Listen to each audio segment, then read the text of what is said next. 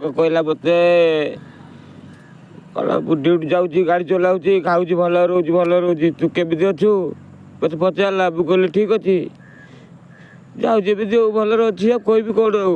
ଆରେ କହିଲେ କ'ଣ ତୁ ମୋ କଥା ବୁଝିପାରିବୁ? ବୁଝିପାରିଲେ ସାଙ୍ଗ ଆଜି ଘର 2 ମାସ ହେଲା ବସିକି ମାସେ 15 ଦିନ 8 ଦିନ ହେଇଗଲା ଗାଡ଼ି ଚାଲୁନାହିଁ ଦିନେ ବସିଗଲା।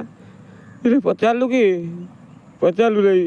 ଆରେ ମୋର ଗୋଟେ ସାଙ୍ଗ ଅଛି ମୋତେ ସେ ହୃଦୟ ଦେଇ ଭଲ ପାଉଛି ଫୋନ୍ କରୁଛି ଅବଶ୍ୟ ସାହାଯ୍ୟ କରୁଛି କିନ୍ତୁ ମୁଁ ବଞ୍ଚିଥିବା ଜାଣେ ମୋ ସାଙ୍ଗ ଗୋଟେ ଯଦି କଣ୍ଟା ଲାଗିଯାଏ ମୁଁ ନିହାତି ହୃଦୟ ଭିତରୁ ମୁଁ ଯେଉଁଠି ଯାହା ଥାଏ ଭଲରେ ଥାଏ ଯେମିତି ଥାଏ ମୋ ଛୁଆ ପିଲା ପରିବାର ସଂସ୍କାର ସଦେ ସମସ୍ତେ ମୋ ବାପା ମାଆ ଯାହା ବି ଖର୍ଚ୍ଚ ହେଲେ ପଇସା ହେଲେ ବି ପ୍ରତ୍ୟେକ ଖର୍ଚ୍ଚ ହେଲେ ବି ସେ ସାଙ୍ଗକୁ ନିଶ୍ଚିତ ଦିନେ ଦେଖା କରିବି।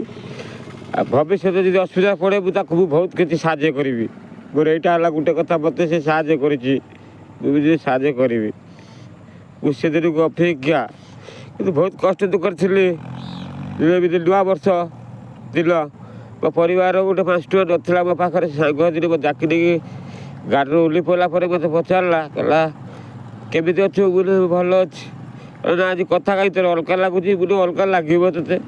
କହିଲା ଠିକ୍ ଅଛି କହିକି ଆମେ ଗଲୁ ଗୋଟେ ଜାଗା ବୁଲିକି ଆସିଲା ପରେ ସେ ମୋତେ କହିଲା ଗୋଟେ 500 ଟଙ୍କା ନେ ବାଦରେ ଖର୍ଚ୍ଚ କରିବୁ। ମୁଁ ସେ ପଇସା ଖର୍ଚ୍ଚ ନ କରି ମୋ ପରିବାର ସହିତ ସଉଦାପତ୍ର ତେଲ ଲୁଣ କିଣିକି ମୁଁ ପୋଷିଲି। ହେଲେ ଆଉ ଗୋଟେ ସାଙ୍ଗ ମୋତେ ଗୋଟେ ଏଇଭଳି କଥାବାର୍ତ୍ତା କଲା କିନ୍ତୁ ମୁଁ ସେ ସମୟକୁ ଅପେକ୍ଷା କରିଛି ଦିନେ ବସିକି ବି ଦିନେ ଭାବିଛି। ଆଜି ଭାବିଛି ବୋଲି ଆଖିରେ ମୋର ହୃଦୟର ଲୁହ ଗଡ଼ିଲା।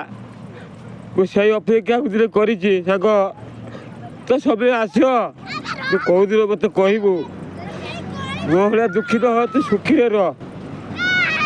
ସାଙ୍ଗ ରହିଲି।